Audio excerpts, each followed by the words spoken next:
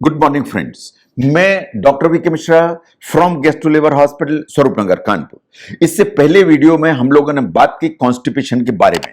Constipation क्या है इसके बारे में बात की, कॉन्स्टिपेशन के क्या सिम्टम्स हैं इसके बारे में बात की, इन कॉन्स्टिपेशन के क्या काजेज हैं इसके बारे में बात की। आज मैं बात करूंगा कि कॉन्स्टिपेशन जो रूटीन है या इन जनरल है उसकी क्या रेमेडीज हो सकते हैं। तो कॉन्स्टिपेशन की अगर हम रेमेडीज की बात करें तो सबसे पहले देखिए कि अगर आप पानी का इंटेक बढ़ा देते हैं, आप जितना भी पानी पीते हैं उससे 2 से 4 ग्लासेस जो है एक्स्ट्रा वाटर कर दीजिए, इससे आपको हेल्प मिलेगी। आप सवेरे सवेरे कुछ वार्म लिक्विड्स लेना चालू कर दीजिए, इंक्लूडिंग जो है हॉट टी या गर्म पानी भी पीना चालू कर दीजिए, उससे आपको मदद मिलेगी। आप अपने खाने में फ्रूट्स एंड वेजिटेबल्स इनकी अमाउंट बढ़ा दीजिए, इससे आपको मदद मिलेगी। पर्टिकुलरली जो प्रून्स हैं जो आपको फोटोग्राफ में दिखाई देती हैं, इनमें सॉर्बिटाल काफी ठीक मात्रा में होता है। साइंस ऐसा मानती है कि अगर आप प्रून्स खाते हैं तो इससे आपको कॉन्स्टिपेशन जरूर रिलीफ होगा। ऐसे ही जितने भी ब्राउन सीरियल्स हैं वो अगर आप यूज करते हैं तो उनसे आपको मदद मिलेगी। नो, अगर आपकी लाइफस्टाइल ऐसी है कि आपका बैठे बैठे का काम है, आप एक्सरसाइज नहीं करते हैं, मैं आपको सलाह दूंगा कि आपको रोज ऑन अ डेली बेसिस कम से कम 20 से 30 मिनट कुछ ना कुछ एक्सरसाइज करना चाहिए। जो एरोबिक किस्म की एक्सरसाइज हैं जैसे आपको फोटोग्राफ में दिखाई दे रही है, ये आपको जरूर हेल्प करती है। आप जब भी कोई एक्सरसाइज करते हैं तो एक्सरसाइज भले ही आप हाथों की पैरों की करते हैं, लेकिन अल्टीमेटली इसकी जो इनडायरेक्ट बेनिफिट है वो आपकी इंटेस्टाइन की मसल्स को मिलता है और आपकी इंटेस्टाइन की जो मसल्स हैं वो ज्यादा एक्टिव हो जाती हैं। ज्यादा एक्टिव होंगी तो कॉन्स्टिपेशन जरूर रिलीफ होगा। ऐसे ही अगर आपको लेट्रिन लगी है तो अर्ज है अगर लेट्रिन जाने की तो उसे रोकिए मत, उसे अननेसेसरी डिले मत करिए, नहीं तो कॉन्स्टिपेशन डेवलप होगा। नो, अगर आपको कॉन्स्टिपेशन परेशान कर रहा है तो कभी आप ओवर द काउंटर जो लेक्सेटिव्स अवेलेबल होते हैं फार्मेसी में उनको आप इस्तेमाल कर सकते हैं। जो ओटीसी है उसमें बहुत सारे बहुत अलग अलग वैरायटी के अवेलेबल होते हैं लेक्सेटिव्स जो अलग अलग तरीके से काम करते हैं। आप अपने डॉक्टर से बात करिए या अपने फार्मासिस्ट से बात करिए और वो जो लेक्सेटिव इस्तेमाल करिए जो आपको सूट करता है। लेकिन ये देखिए कि कोई भी लेक्सेटिव बहुत लंबे समय तक इस्तेमाल नहीं करना है, नहीं तो उसकी आपको आदत पड़ जाएगी। नो, कितने दिन का जो कॉन्स्टिपेशन है वो आप इग्नोर कर सकते हैं और कब आपको इस पर ध्यान देने की जरूरत है। अगर कोई भी कॉन्स्टिपेशन ऐसा है जो 3 हफ्ते से कंटिन्यूअस चल रहा है, आपको 3 वीक्स या उससे ज्यादा अगर कब्जियत आपको परेशान कर रही है तो ये मेडिकल अटेंशन मांगती है। एनी कॉन्स्टिपेशन जो 3 वीक्स से ज्यादा है, डॉक्टर से कंसल्ट करिए। इन द सेंस कि ऐसा तो नहीं है कि कोई मेडिकल कंडीशन डेवलप हो रही है जिसके चलते कॉन्स्टिपेशन है। कुछ और भी चीजें हैं जो ध्यान से देखिए कि कहीं ऐसा तो नहीं है कि आपको पहले कभी कॉन्स्टिपेशन नहीं था, सडनली कॉन्स्टिपेशन डेवलप हुआ, तो डॉक्टर से बात करने की जरूरत है। अगर कॉन्स्टिपेशन के साथ आपको पेट में रुक रुक के मरोड़े वाला दर्द आ रहा है, आपको अपने डॉक्टर से बात करने की जरूरत है।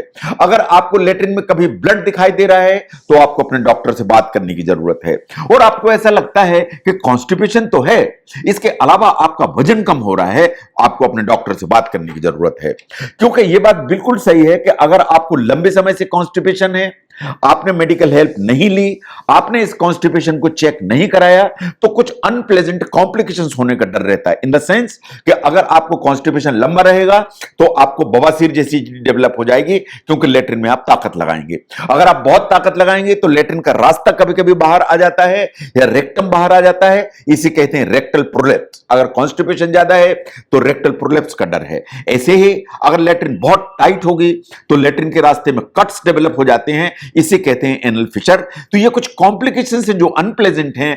अगर आप कॉन्स्टिपेशन को ऐसा वो उसको कुछ ध्यान नहीं देते हैं तो इस तरह की प्रॉब्लम हो जाती है अगर ये अनचेक्ड चलता चला जाता है। No, there are certain issues जो मैं आपको सलाह दूंगा कि अगर ऐसे हैं तो आपको डॉक्टर को तुरंत ही दिखाने की जरूरत है। इन द सेंस कि आपको कॉन्स्टिपेशन हुआ और आपको बहुत ज्यादा पेट में दर्द हो रहा है, मरोड़े उठ रहे हैं, भयंकर दर्द है, इंजेक्शन की जरूरत है, आपको अपने डॉक्टर को दिखाने की जरूरत है। आपको लगता है कि पेट में क्रिम्पिंग देके रुक रुक के मरोड़े वाला दर्द आ रहा है, ना आपको लेट्रिन हो रही है ना आपको गैस पास हो रही है, अगर ये दोनों चीजें हैं आपको अपने डॉक्टर को तुरंत ही दिखाने की जरूरत है।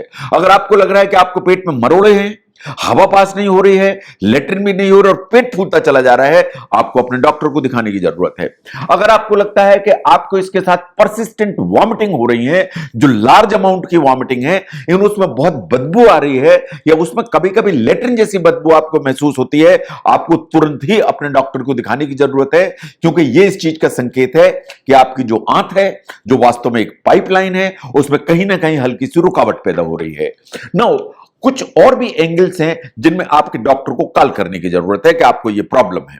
अगर आपको पहले कभी कॉन्स्टिपेशन नहीं रहा लेकिन अब कॉन्स्टिपेशन डेवलप हो गया, अगर कॉन्स्टिपेशन आपके लिए नया सिम्टम है तो आपको डॉक्टर से बात करनी चाहिए। अगर आपको लेटरिन में कभी ब्लड दिखाई दे रहा है कॉन्स्टिपेशन के साथ, आपको अपने डॉक्टर से बात करनी चाहिए। आपको लगता है कि आप कोई अतिरिक्त प्रयास नहीं कर रहे हैं फिर भी आपका वजन कम हो रहा है, इसका मतलब आपको अपने डॉक्टर से बात करने की जरूरत है।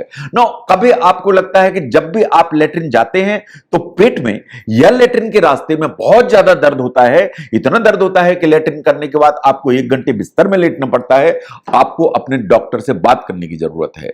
जैसा मैंने पहले भी कहा कि कोई भी कॉन्स्टिपेशन अगर 3 हफ्ते से ज्यादा है तो आपको अपने डॉक्टर से बात करने की जरूरत है। अगर आपको लगता है कि रिसेंटली आपकी जो लेटरिन है उसका शेप चेंज हुआ है, कि बिल्कुल पेंसिल जैसी जो लेटरिन हो गई है, नैरो ल्यूमन लेटरिन हो गई है, वो भी कभी कभी संकेत देता है कि अंदर कुछ प्रॉब्लम है, आप अपने डॉक्टर से बात करिए। नो, अगर आप डॉक्टर को दिखाते हैं तो क्या होगा? आप अगर डॉक्टर को दिखाते हैं एंड डॉक्टर ऐसे समझते हैं कि जो आपका कॉन्स्टिपेशन है वो सामान्य लाइफस्टाइल के चलते नहीं है या आपकी हैबिट के चलते नहीं है, या डॉक्टर को लगता है कि कुछ ना कुछ इलनेस या डिजीज हो सकती है, तो आपके कुछ टेस्ट करने की जरूरत पड़ेगी। इन द सेंस, एक तो हीमोग्लोबिन चेक कराइए, ऐसा तो नहीं है कि खून की कमी है। आपका लिवर फंक्शन टेस्ट होने की जरूरत है कि ऐसा तो नहीं है कि लिवर फंक्शन नीचे है इसलिए कॉन्स्टिपेशन है। आपका किडनी फंक्शन भी टेस्ट कराना पड़ेगा ब्लड में कि कहीं ऐसा तो नहीं है कि किडनी अफेक्टेड है इसलिए प्रॉब्लम है। तो रूटीन जो ब्लड टेस्ट हैं, चाहे वो लिवर फंक्शन टेस्ट हो, किडनी फंक्शन टेस्ट हो, इन हीमोग्लोबिन लेवल, ये तो आपको कराने की जरूरत पड़ेगी ही। लेकिन थायराइड जो प्रोफाइल है या थायराइड फंक्शन टेस्ट है, दे आर वेरी इंपॉर्टेंट, क्योंकि अगर थायराइड प्रॉपर काम नहीं कर रही है then constipation is significant problem. No, most commonly जो डॉक्टर आपको प्रिस्क्राइब करते हैं इस कोलोनोस्कोपी। जो कोलोनोस्कोपी है उसमें लेटरिन के रास्ते से एक दूरबीन पास की जाती है जो रबर जैसी लचीली होती है, जिसके टिप पर एक कैमरा लगा होता है, इस चीज को देखने के लिए कि अंदर आंत में कहीं कोई रुकावट तो नहीं है, आंत कहीं नैरो तो नहीं है, आंत में कहीं कोई गांठ तो नहीं बन रही है, आंत कहीं सिकुड़ तो नहीं गई है। तो कोलोनोस्कोपी जैसी जो जांच है वो इंपॉर्टेंट हो जाती है। नो, कभी इंटेस्टाइन की स्पीड देखने के लिए कि जो आप खाना खाते हैं वो किस गति से लेटरिन के रास्ते तक पहुंचता है, उसके लिए हमें कुछ टेस्ट करने पड़ते हैं जिसे कहते हैं ट्रांजिट टाइम स्टडीज। तो ट्रांजिट टाइम स्टडीज हमें यह बताती हैं कि जो आप खाते हैं वो लेटरिन के रास्ते तक कितनी देर में पहुंच जाता है। नो, कभी ऐसा होता है कि लेटरिन का प्रेशर बनता है, लेटरिन के रास्ते तक आती है लेकिन उसको निकलने में प्रॉब्लम होती है। कभी कभी जो जहां लेटरिन इकट्ठी होती है वो उसकी मसल वीक होती है, या जो लेटरिन के बाहर आने वाला जो स्फिंक्टर है या एनल स्फिंक्टर है वो वास्तव में प्रॉपर्ली रिलैक्स नहीं होता है, तो लेटरिन को बाहर आने में दिक्कत होती है। अगर ऐसा है तो आपको एनोरेक्टल मैनोमेट्री की जरूरत पड़ेगी। तो अगर आपको प्रॉब्लम है तो डॉक्टर को दिखाइए, कुछ थोड़े से ब्लड टेस्ट की जरूरत पड़ेगी, बड़ी आंत की एक कोलोनोस्कोपी की जांच की जरूरत पड़ेगी, ट्रांजिट टाइम स्टडी की जरूरत पड़ सकती है, कभी कभार एनोरेक्टल मैनोमेट्री की जरूरत पड़ सकती है। तो अगर हम कॉन्स्टिपेशन को ध्यान से देखें तो बहुत सारी रेमेडीज हैं जो होम रेमेडीज की श्रेणी में आती हैं, उनको आप इस्तेमाल करेंगे, कॉन्स्टिपेशन रिलीव हो जाएगा। अगर ऐसा लगता है कि नहीं रिलीव हुआ तो फार्मेसी से जाइए और कुछ ओटीसी लेक्सेटिव अवेलेबल होती हैं, शॉर्ट टाइम के लिए आप उसको यूज कर सकते हैं। लेकिन अगर कॉन्स्टिपेशन 3 हफ्ते से ज्यादा चल रहा है तो डॉक्टर से बात करने की जरूरत है कि कहीं कोई प्रॉब्लम तो नहीं है। There are certain alarm symptoms जो आपको हमेशा समझने चाहिए कि कॉन्स्टिपेशन के साथ में ये अलार्म सिम्टम है कि कॉन्स्टिपेशन है, दर्द है, हवा पास नहीं हो रही, लेटरिन नहीं हो रही, उल्टी हो रही, ये सब अलार्म सिम्टम्स हैं। इसके लिए आपको डॉक्टर को जरूर दिखाने की जरूरत है और कुछ इन्वेस्टिगेशंस की जरूरत पड़ सकती है ताकि ये क्लियर हो कि जो आपको कॉन्स्टिपेशन है वो आपकी हैबिट का हिस्सा है, आपकी लाइफस्टाइल का हिस्सा है और ये किसी बीमारी का हिस्सा नहीं है। इसके लिए थोड़े से इन्वेस्टिगेशन की जरूरत पड़ सकती है। तो कॉन्स्टिपेशन कैसे ठीक होगा? एंड कब आपको डॉक्टर को दिखाना चाहिए, इसको समझने में अगर ये वीडियो हेल्प करता है, जरूर शेयर करें। मैं doctor VK Mishra from Gastro Liver Hospital, Swaroopnagar, Kanpur. Thank you very much.